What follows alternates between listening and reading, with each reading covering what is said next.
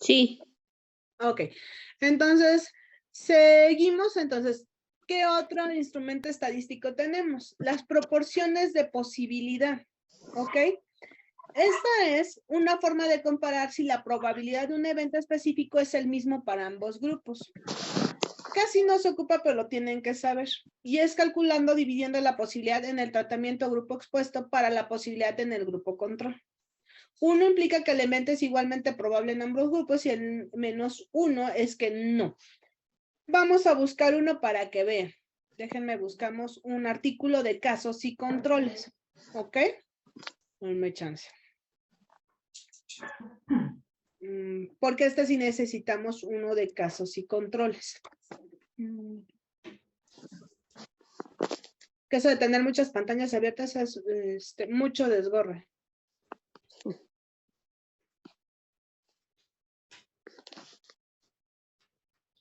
Miren, aquí hay uno. Vamos a ver qué tal está. Es un casos y controles.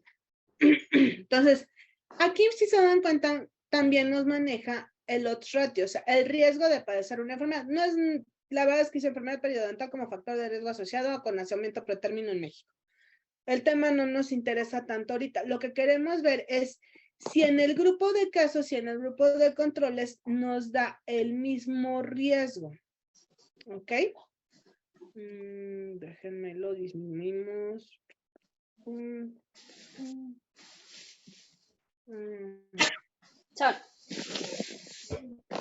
Entonces, dice que vamos a dividir las posibilidades en el tratamiento y en el grupo expuesto y entre el grupo de control. Vamos a buscar los grupos, ¿ok? Ok, dice que se supone que eran casos y controles, pero aguántenos. ¿Qué les digo? Que eso tener muchas ventanas abiertas. Está apagado el micro. Don't worry. Ok, sí tiene dos grupos. Miren, aquí en resultados dice que en el grupo de casos fueran de 23.8 más 6.7 años y en el de controles de 6.7. Y que en este presentaron problemas dentales en el 66.8% en el control, en los casos, y 45% en los controles. Entonces, como factor de nacimiento pretérmino, se calculó que el odds ratio, o sea, el riesgo absoluto de presentarlo, es de 1.26. Acuérdense que se le quita la unidad, ¿ok? Si está por abajo de 1 es protector, por arriba de 1 es un factor de riesgo. Y de historia de pretérmino 4.96. Es que aquí no nos sale. Déjenme ver si tenemos el full text para que veamos las tablas y podamos sacar las posibilidades, la proporción de posibilidades. No, ya. Vean, por ejemplo, aquí sus P's no son significativamente estadísticas, si se dan cuenta. El estado civil era totalmente dispar. Ajá. La ocupación era, bueno, es así más o menos iba a la misma. Entonces, estamos hablando que este grupo fueron grupos no pareados. La razón de Momius, la vamos a ver más adelante, los intervalos de confianza, vean cómo todos sus intervalos de confianza fueron positivos, con P significativamente estadísticas. O sea, todas fueron significativas. Y estas son en análisis bivariados y modelos ajustados. Ok, es que no trae las tablas de comparación de los casos y controles. Eso es lo que me interesaba que viéramos. Aquí está. Este es los recién nacidos pretérmino y los recién nacidos de término. Este es su grupo de control y este es su número de casos. ¿Sí? Entonces, aquí, ¿qué es lo que vamos a dividir? Dice, implica cuánto es el evento presentado en un grupo y en el otro grupo. ¿Vamos bien aquí, chicos? Sí, doctora. Ok, vamos a comparar, por ejemplo, el tabaquismo. Dice que en pretérmino se presentó en 7 y en término normal tuvieron 7.4. Entonces dice que vamos a dividir las posibilidades del tratamiento entre los del grupo de expuesto entre el control. Entonces vamos a dividir los 7 del pretérmino. Les abro la calculadora para que vayan viendo cómo se hace. Déjenme ahora la encuentro. Entonces, vamos a dividir los 7, que es este grupo de acá de tabaquismo. que es el porcentaje, entre 7.4, que es el porcentaje de las que fueron a término. Y nos da menos de 0.94. Entonces dice que si es menor a 1, es más probable en el primer grupo. ¿Ya vieron lo que es una porción de posibilidades? Sí, o sea, aquí estamos viendo que si fuman, tienen más riesgo de presentar un parto pretérmino que si no fuman. Ahora, ¿qué otro quieren comparar para que veamos que, por ejemplo, que le entiendan bien a lo que es la proporción de las posibilidades?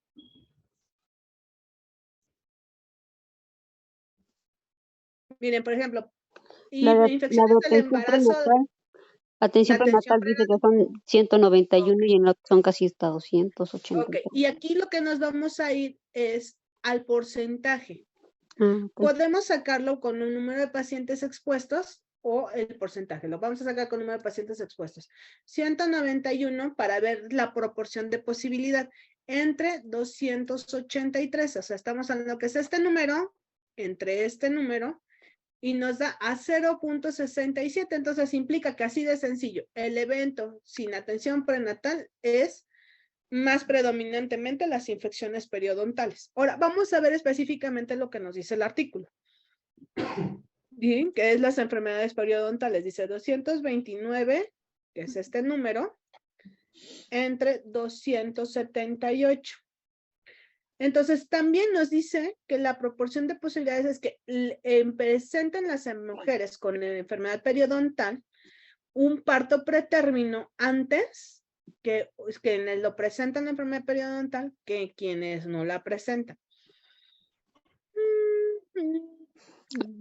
Es que en esta prácticamente sí meten todos los factores de riesgo y todos nos van a dar positivos para no... Mire, aquí hay uno que no afecta y les voy a enseñar. Vean, embarazo no planeado dice que son 119 las que no afectó entre 141. ¿No? Y sí afectó también el no desear un chiquillo. Vean, pues planéenlos. El socioeconómico no tan bien. Embarazo múltiple, creo que es el que sí no nos va a dar negativos. 40 entre 5. Ahí está. Aquí nos da más de 1. O sea, embarazo múltiple no tiene nada que ver, ¿sí?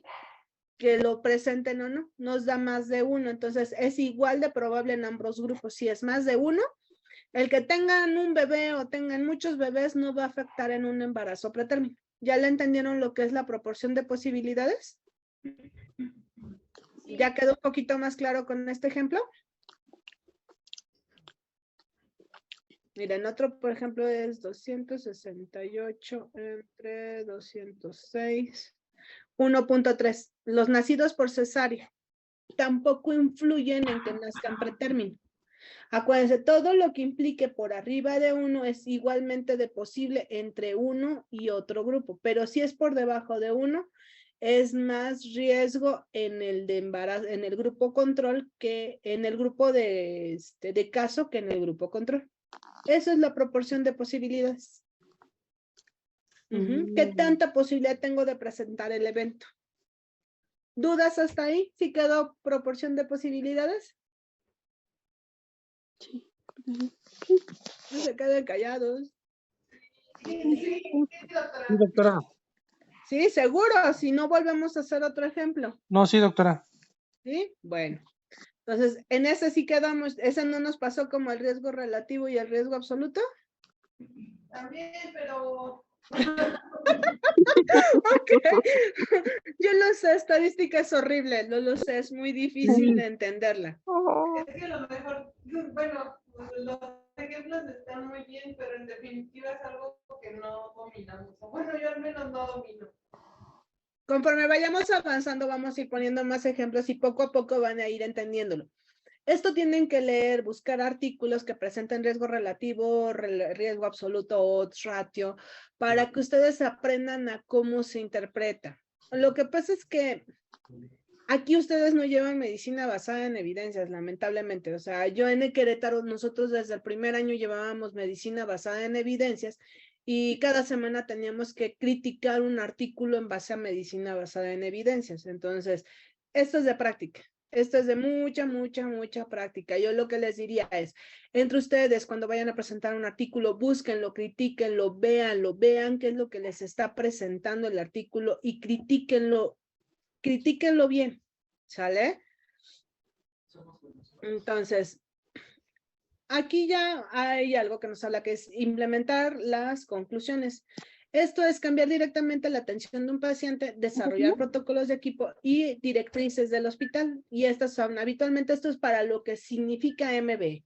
O sea, la MBE se creó para poder hacer guías o normas establecidas a nivel internacional y de los diferentes consejos médicos para poder llegar a un consenso de qué era lo mejor. O sea, así de fácil. Vamos a abrir una guía. Déjenme busco.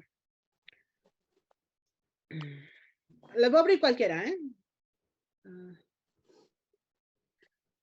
Quien quiera las guías, ahí las tengo completas.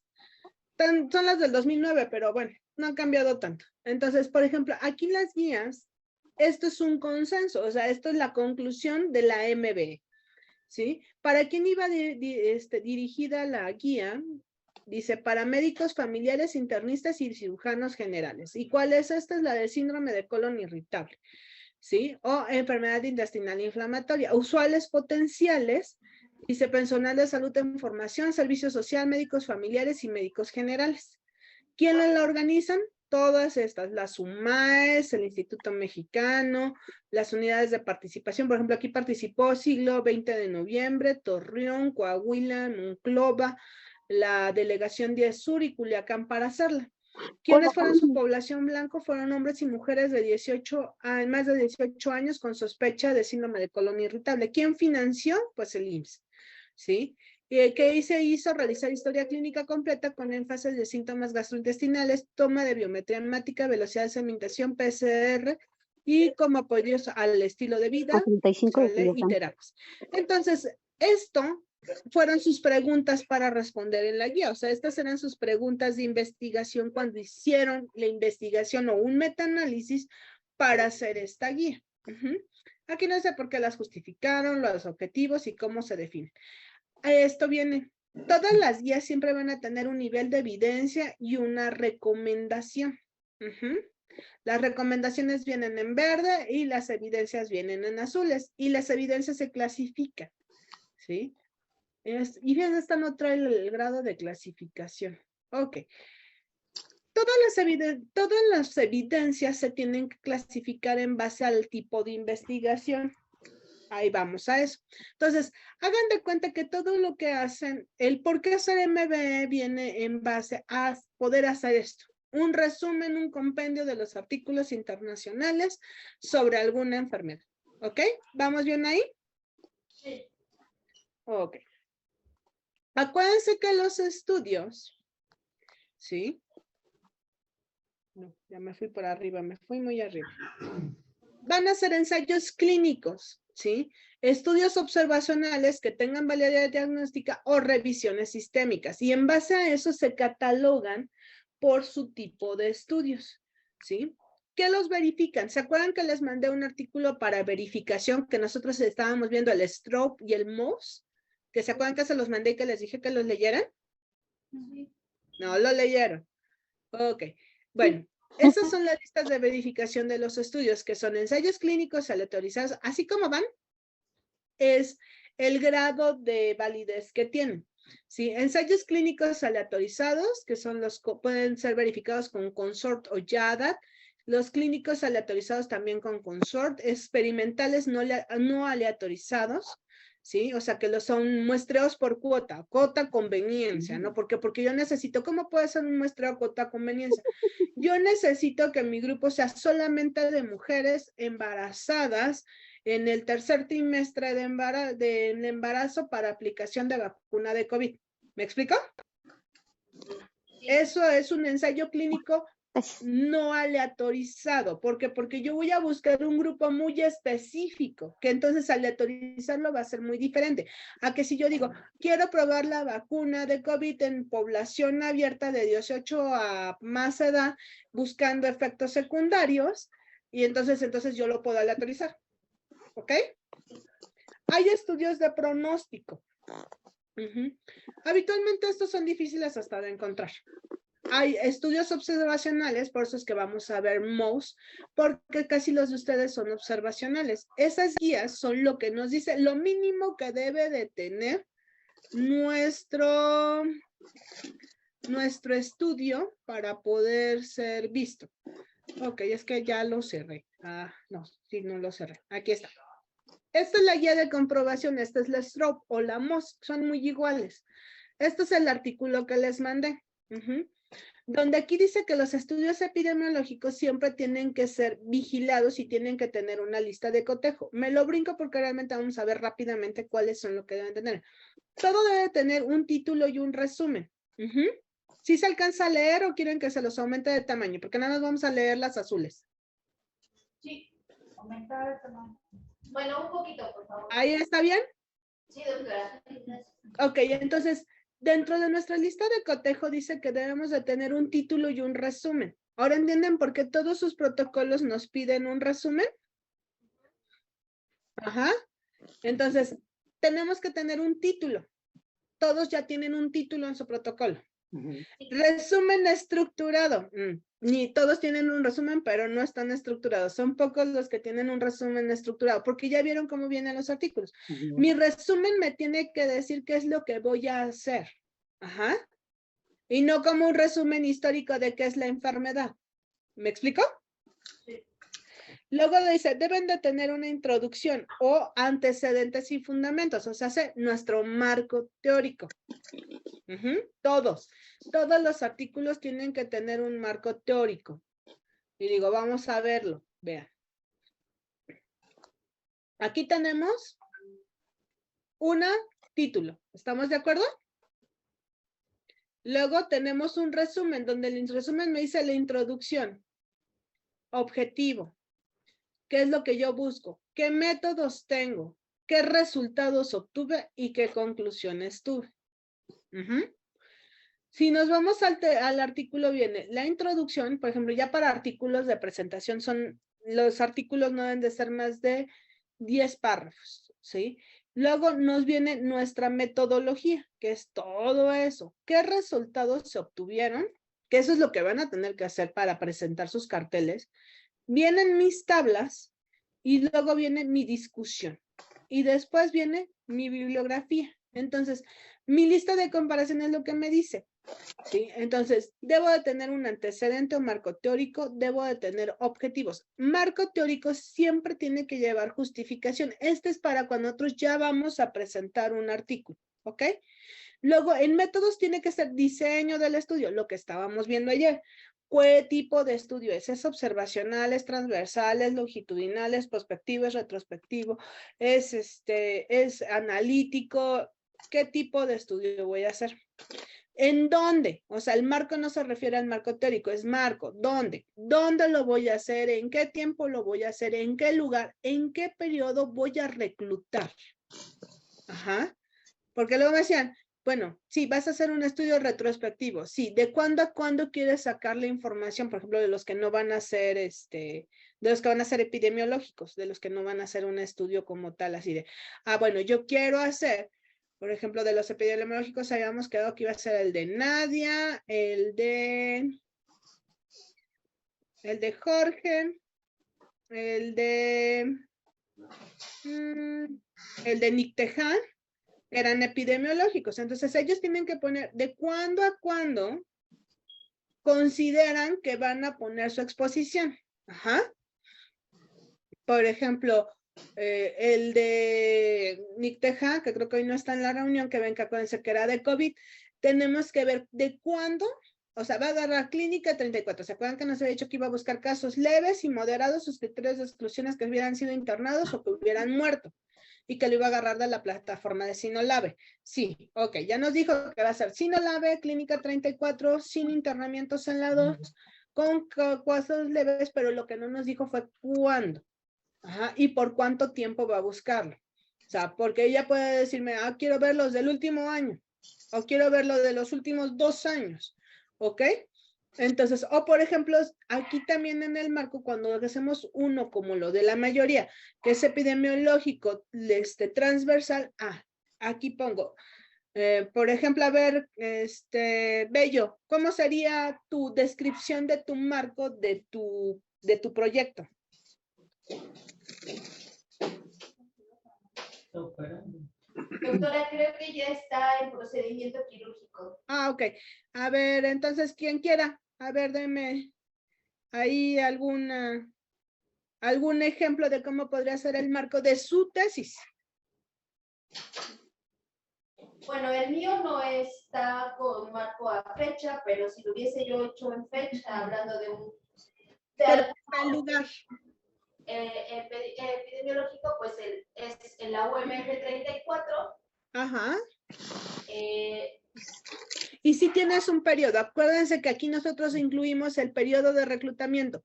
¿Cuánto tiempo vas a tomar tú para recolectar tu información y a partir de cuándo? Bueno, se supone, Ajá. tendría que ser entre el periodo en el que nosotros estamos en la residencia, que es 2021-2024. Ok. En este caso, por ejemplo, ¿qué ponemos en los artículos? Ponemos que debe de ser un periodo, por ejemplo, de 3, 5, 6 meses para reclutar mi información, exponer, seguir y recoger datos. Como por ejemplo, nosotros ¿qué hacemos? Nosotros nuestro gran problema que tenemos es que plataforma, Cirelsis es la que nos tarda mucho en darnos el visto bueno, tanto comité de investigación como el comité ético estatal, el nacional y el estatal son los que nos ponen tras. Entonces no ponemos periodos exclusivos, ponemos 6 meses a partir de cuando me lo autorice. ¿Ok? Sí, bueno, de hecho así está el... Exactamente, así lo ponemos porque no podemos, por ejemplo, yo si supiera que a mí me lo autorizaron, pero eso lo ponen ahorita. ¿Cuándo vamos a tener nuestro periodo? Ya bien, cuando nosotros ya tengamos una fecha de dictamen. Por ejemplo, si a mí hoy me dieron luz verde para mi estudio, entonces yo diría que voy a empezar, el tiempo de recolección de mi muestra sería de enero a junio 2023. ¿Estamos de acuerdo? Sí. Eso es lo que se llama con marco. Ahora, tenemos que proporcionar participantes. ¿Cómo los elegí? ¿De dónde los elegí? ¿Cuántos elegí? ¿Por qué los elegí? ¿Sí? Si están pareados o no están pareados. Aquí apareados en cortes. O sea, pareados se refiere a que sean grupos similares, en pares, en parejas. O sea, si yo voy a poner un grupo de 20, una persona de 20 exponer, tengo que compajarla con una de 20 o 21 cuando mucho para que sea su par. ¿Me explico? Eso es pareado en cortes y en casos y controles. Buscar la homogeneidad de los grupos para que mi estudio estadísticamente sea adecuado. ¿Ok? Ahora, ver qué variables de interés tengo. ¿Cuáles van a ser mis variables paramétricas, no paramétricas, dependientes e independientes para poder definir mi estudio? ¿Ok? ¿De dónde saqué mis datos? ¿Cuáles fueron mis medidas? ¿Sí? Fueron números, fueron variables, fueron puntajes, por ejemplo, los que van a aplicar test, si vamos a usar el puntaje como un determinante global o tienes subgrupos. Eso es las fuentes de datos. Ahora, ¿se sesgó o no se sesgó la información? Para eso son las pruebas estadísticas. Las pruebas estadísticas me van a decir, mis grupos se sesgó o no se sesgó, porque a lo mejor pues se me hizo fácil agarrar al de enfrente, pero ¿qué crees? Tenía un criterio de exclusión y no lo saqué. Y ese que no saqué, porque era una variable dependiente, que sí me modificó mi estudio y entonces mi estudio salió mal. ¿Sale? Por eso es bien importante que determinemos bien esas variables antes de muestrear para no sesgar nuestros estudios. Muchos investigadores los sesgan a favor y eso también es algo que hay que tener cuidado. Hay que describir el tamaño del estudio. Ya vimos lo que es el NNT. Ajá. O justificar por qué mi tamaño. Por ejemplo, Alonso, ¿te acuerdas que tú y yo te dije tenemos que justificar por qué vamos a agarrar el total de la población? Sí, doctora. Y ves que te dije, la justificación va a ser derivado a que en la unidad no contamos con tanta población, se agarra la población total porque el grupo como tal de personas de salud a nivel nacional es muy grande. Sí. Exactamente, para tener una muestra confiable. Entonces, por eso se debe de justificar el tamaño de muestra. Por eso es que algunos decimos, agarro una muestra total o unos agarran una muestra pequeña. Como decíamos, si le voy a agarrar de 20,000 y quiero ver si cuántos tienen lupus y necesito 400, ¿saben cuándo acabamos de hacer un estudio? No, pues nos tardamos horrores, ¿no? Hay que definir nuestras variables cuantitativas, ¿sí? Acuérdense, son diferentes cuantitativas y cuáles son las cualitativas. Entonces hay que definir bien eso. Hay que hacer los métodos estadísticos, que eso es lo que vamos a ir viendo. ¿Qué método estadístico vamos a ocupar? Si son medias, modas, medianas, si vamos a hacer cortes, si vamos a hacer algún estudio transversal, qué tipo de muestra, cómo muestreamos, cómo vamos a inferir estadísticamente y todo lo demás. Y checar la sensibilidad y la especificidad. Lo vamos a ir viendo cuando empezamos a entrar a bioestadística como tal, con los paquetes estadísticos. Pero esto es lo que tenemos que tener en una lista de comprobación. Dentro de nuestros resultados, pues, los participantes, ¿sí? ¿Cuántos tuvimos? ¿Cuántos perdimos? ¿Por qué los perdimos? ¿Por qué no se incluyeron? ¿Dónde quedó? Y hacer un flujograma, ¿ok? Hay que describir los datos. ¿Sí? Si son demográficos, clínicos, sociales, o sea, si es edad, sexo, si están casados, son viudos, solteras, dejadas, si tuvieron sexo o no tuvieron sexo, también, si influye en su estudio, lo tienen que meter, ¿vale? ¿Cómo evolucionó ese estudio? Como yo les decía, yo puedo hacer una corte con ustedes. Les puse su examen ayer y descubrí que no saben metodología de la investigación, no saben bioestadística. Ese fue mi primer punto de corte. Les voy a hacer examen en 2 semanas a ver cómo vamos. A ver si es cierto, ¿no? Pero ¿cómo puedo yo saber si evolucionaron o no? ¿Qué tendría yo que hacer? Otro examen. Otro examen. ¿Pero qué examen? Para que no sesgue yo esa información. El mismo examen. El mismo examen. No, pues El sí. mismo. No podría cambiárselos. Ajá. Sí. Para ver cómo van evolucionando. Eso es evitar sesgos. ¿Sale? Sí. Ok. Y ver cuáles son mis resultados principales. Siempre dar proporciones estimadas y no ajustadas. O sea, hay que ponerle por lo menos 3 puntos. ¿Sí? Que siempre, lo recomendado estadísticamente son intervalos del 95%. ¿Sale? 99% es muy difícil alcanzarlo y es más fácilmente sesgable un estudio. Entonces, idealmente intervalos de confianza el 95%. ¿Sí? Hay que categorizar las variables, lo vamos a ver cuando entramos a variables, ¿sí? Para poder sacar los intervalos de confianza, que es lo que estábamos viendo ahorita. Y si ahí se puede, hay que sacar riesgos relativos, riesgos absolutos, dependiendo de nuestro estudio. O en su defecto, otros análisis que deben ser interacciones, sensibilidad. Ahí vienen las correlaciones, los ANOVAs y demás. ¿Qué se debe de poner en la discusión? Los resultados clave, las limitaciones, la interpretación y una visualización general. ¿Quién nos lo financió? Aquí, pues ustedes. ¿Sale? Entonces, esto es un estrobo. ¿Vale? ¿Cómo vamos hasta ahí? Bien. Ok. Todavía nos falta, ¿eh? O sea, vean, esta es en base a Consort 2010. Ya nos quedan 10 minutos de clase. ¿Van a querer que le paremos ahí o seguimos? No, tenemos que ir a servicio. Bueno, ¿les parece que acabamos en esta y la siguiente y cuando se nos acabe acabamos por hoy y seguimos el lunes? Sí, doctora, por favor. Ok. Consort es la otra lista que nos dice que el título y el resumen se dividen en 1A, 1B, antecedentes 2A, 2B. Realmente, pues estas son las formas en que se divide en base a Consort, lo mismo que acabamos de ver ahorita, ¿ok? Cómo lo va dividiendo y fraccionando. Se acabó. Eso es los puntos. ¿Se dan cuenta? Vean, son los mismos. Nos dice discusiones, limitaciones. ¿Sí? Es lo mismo, es la nada más que uno es stroke y el otro es consort. Entonces, pero vean, título, resumen, introducción, antecedentes, objetivos, Ya. diseño, participaciones, intervenciones, resultados, tamaño de muestra, aleatorización, mecanismo de ocultación de asignación, implementación, enmascaramiento y métodos estadísticos. Flujo de participantes, reclutamiento, datos basales, números analizados, resultados, análisis y daños. Ajá. ¿Se dan cuenta? Es lo mismo. Discusión, registro, protocolo y financiamiento. Este es el flujograma que nos dice para poder ver lo del reclutamiento. ¿Cuántos? N siempre va a ser el número de muestra. ¿Cuántos busqué? De esos, ¿cuántos excluí? ¿Sí? ¿Por qué no se excluí? Porque no cumplen con criterios, porque renuncian o no a la participación o porque simplemente otras razones. De los que me quedaron en total de mi estudio, ¿cuántos aleatoricé? Estos son para las cortes o los casos y controles. ¿Cuántos tuvieron intervención? ¿Cuántos no tuvieron la intervención?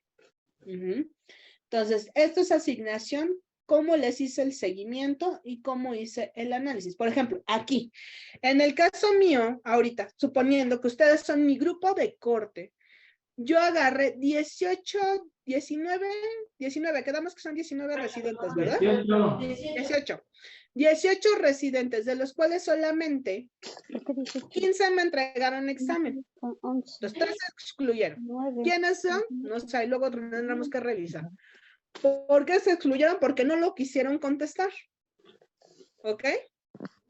De esos 15, los aleatorizo. Y entonces yo voy a decir, del 1, los números pares les voy a dar clase metódicamente y los números nones no les van a dar clase a nadie.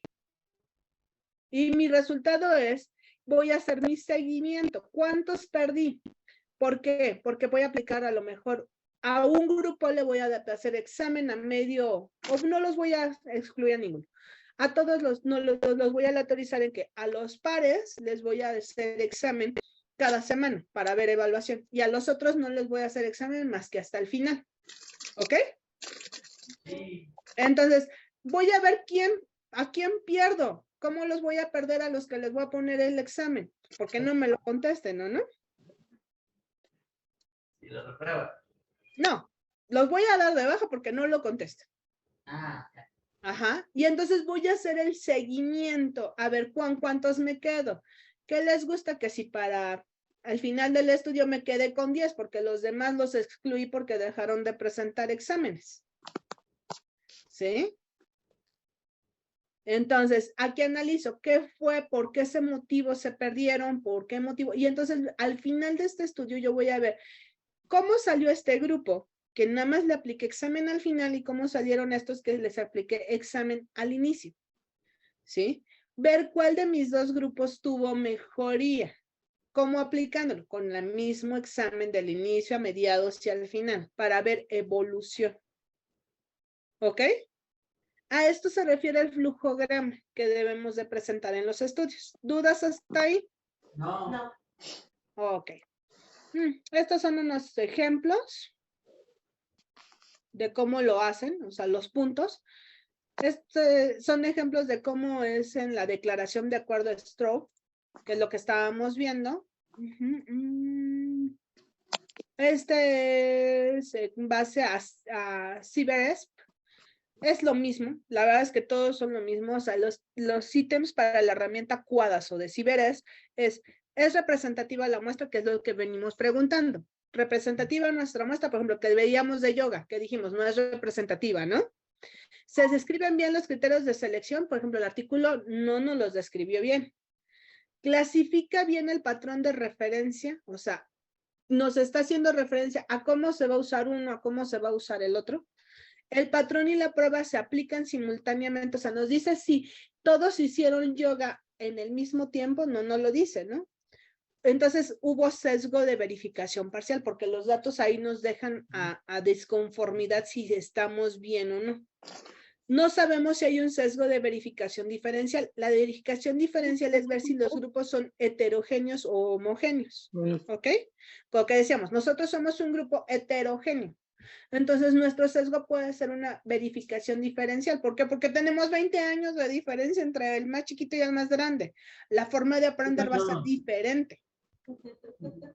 Bueno, 18, no 20.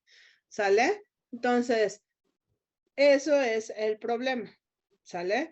Entonces, ¿cuál es el patrón de referencia de independencia de la prueba? Esto es en base a la prueba. Pruebas estadísticas, que son TED-Student, Chi cuadrada, ANOVA, Spearman, Pearson, correlaciones TD. Ay, se me falta su nombre.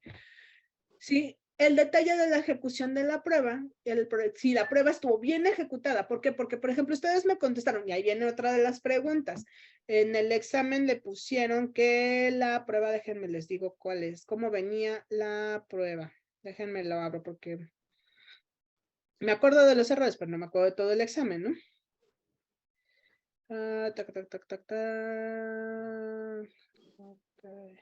Digo, si no apuntan las respuestas, yo ya no sé nada, ¿eh? Dice, para comprobar la homogeneidad, no, la existencia de relación entre dos variables cuantitativas se verifica mediante el test de, ¿sí? Que era la pregunta 13. Entonces, si le poníamos independencia, Mann-White, ANOVA, correlación o Chi-cuadra. Entonces, acuérdense que dependiendo del tipo de variables, y si nos está hablando de relación, pues es una correlación, chicos, no es ANOVA. ¿Sí? Por ejemplo, dice, para estudiar dos variables cuantitativas, se puede usar, y ahí se equivocaron, dependiendo del tipo, puede ser la que se ocupe. Ahora, esa respuesta era Pearson, Spearman y correlación de contingencia. Las tres sirven para correlacionar.